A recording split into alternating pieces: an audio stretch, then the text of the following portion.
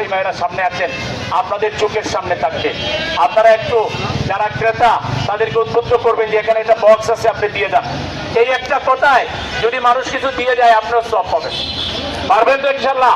মাছ ব্যবসায়ী ভাইয়েরা হাত তুলে একটু দেখান, পারবেন আপনার? আর এটা পাহারা দিয়ে আপনারা রাখবেন। আজকে যারা এটা আয়োজন করেছেন, বিশেষ করে মালিক আমাদের সম্মানিত ব্যক্তি, তিনি এটা জায়গা দিয়েছেন, এবং আপনারা ইয়াং জেনারেশন যারা এটা আয়োজন করেছেন, সবাইকে আমার পক্ষ থেকে স্যালুট, ধন্যবাদ জানাচ্ছি। আমি এই অঙ্গীকার করছি, এই ঢাকা শহর লাগবে, আয়োজন লাগবে। আমাদের এই আয়োজনটা নাই বললেই চলে। আমরা আমাদের পক্ষ থেকে এটা উদ্যোগ নিয়েছি, বেকার যুবকদের কর্মসংস্থান আমরা তৈরি করবো ইনশাআল্লাহ। যেন তারা চাঁদাবাজিতে না যায়, যেন তারা মাদক সেবা না করে, মাদক ব্যবসা না করে, তারা যেন সঠিক লাইনে ফিরে আসে। দেখেন, মাদক আজকে আমাদের জন্য ভয়াবহ এক অশনি সংকেত।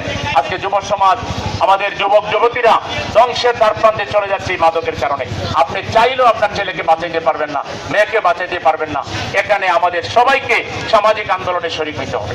আজকে আপনার আমার কর্তব্য কি পালন করেছেন, এটা বিবেককে জিজ্ঞেস করেন। আপনার ছেলেকে ধর্মীয় শিক্ষার জন্য আপনি পাঠিয়েছেন মক্তবে কোন হুজুরের কাছে?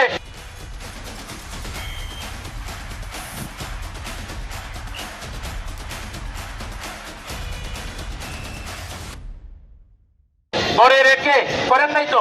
তাহলে আপনার ছেলে মাদক সেবী হইলে সে কি দায়ী না আপনি দায়ী? এই জন্য আজকে এটাকে রাজনীতি হিসাবে নেবেন না। আসেন আমরা সবাই মিলে ঢাকা শহরকে একটি মানবিক শহর হিসাবে, এখানে মাদক থাকবে না, এখানে ইফটিজিং থাকবে না, এখানে কোনো ধরনের কিশোর গ্যাংকের সন্ত্রাস থাকবে না, এখানে কোনো ধরনের কোনো অন্যায় থাকবে না, জুলুম থাকবে না। জুলুম মুক্ত, অন্যায় মুক্ত একটা সুশাসনের ঢাকা, যেখানে যানজট থাকবে না, যেখানে আমাদের ফুটপাথগুলো পরিচ্ছন্ন থাকবে, জনবান্ধব, মানুষ চলাচলের উপযোগী থাকবে।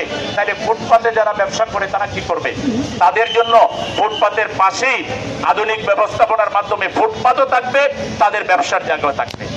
করানোর জন্য দুর্নীতি মুক্তভাবে, পারফেক্টলি আমরা অত্যন্ত সুন্দরভাবে আপনাদেরকে সার্ভিস দেই, রিজনেবল প্রাইসে।